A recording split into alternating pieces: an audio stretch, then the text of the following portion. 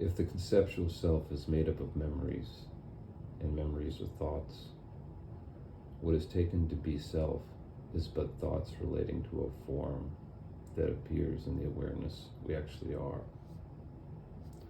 When we pass, all that remains is the thoughts about us in the minds of those with whom we interacted.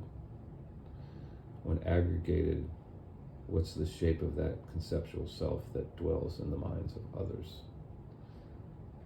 That is our legacy. Even when we are forgotten by all those who are embodied, there's a chain of people who remember their elders and juniors going back through the causal chain. The foundation for not being someone's bad memory is to recognize suffering and acknowledge that it has a root cause. This leads at first to the consideration of specific unwanted thoughts and how they cause pain. When they're noticed, what to do. In unconsciousness, they're managed through the proliferation of countervailing thoughts, mental solutions, or alternative better scenarios. This does not undo the unconscious identification with thought and form. The alternatives that are imagined are alternatives to the truth of what is. In the moment is so jealous as to withhold its bounty if attention is given to some mental alternative. The absolute truth is not perceived in thought identification, for it appears only relative through the lens of identity. And in that frame of reference, the fate of things matters because they affect a constituent that's taken to be a self. There is no merit in holding fear for what appears in the impermanent. It is physically and energetically taxing and yields nothing but a plan. In the absence of rumination, there's a greater abundance of energy and freshness brought to each moment. A large part of rumination is in the fear of not having a plan. A plan can be made and calendared rather than ruminated on.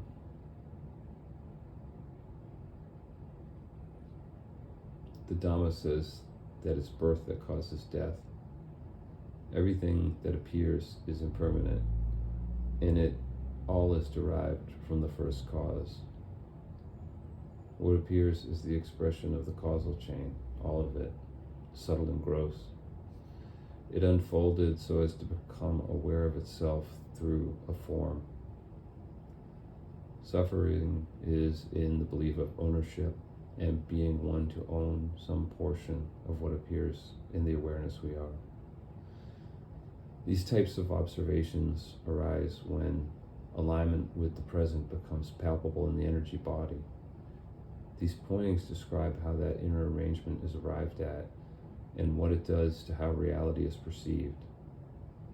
The condition may appear when not sought directly, and so it is good to find words that corroborate the experience, that may provide guidance, because energetic awakenings can end badly. If thoughts bring so much suffering that the sufferer would do anything to relieve it, they may be willing to risk such an undertaking as self-inquiry, the fruit of which is peace. If self-inquiry exposes the non-self nature of everything that appears, be it subtle or gross, it greatly diminishes the reactions to events. It also allows for a peace that eclipses the inner fruit of all external pursuits. And so there's less undertaking of things due to the negative value proposition of chasing. The opportunity cost of pursuing things is realized to be greater than the benefit of catching them. Another consequence is that there's less need for the world to bend to one's will. Not making happiness contingent upon circumstance opens a facet of enjoyment previously unrecalled from childhood. In the appearance of this peace, there's a recollection of the scope of what the child perceived, and there's the realization that this sensation has been experientially forgotten because it wasn't understood what precluded it before it was obscured. But once perceived for the second time, it cannot be forgotten again, because it was arrived at in the dispelling of the illusion that hid it. Once it has been realized, it cannot be unrealized. It's like seeing the yellow sign